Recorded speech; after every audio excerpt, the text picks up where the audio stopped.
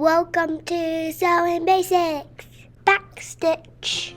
Today you are going to learn how to do the back stitch. This is a favorite of mine because it is almost like drawing while you are sewing. So start off with a normal running stitch. You're just going to go up and back down into your fabric. Next you're going to space it out the same length of a stitch, come up.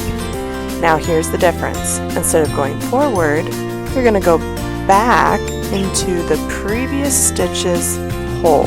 Next, you're going to come forward, and now you're going to go back into the same hole of that previous stitch. It's almost like taking 2 steps forward and 1 step back.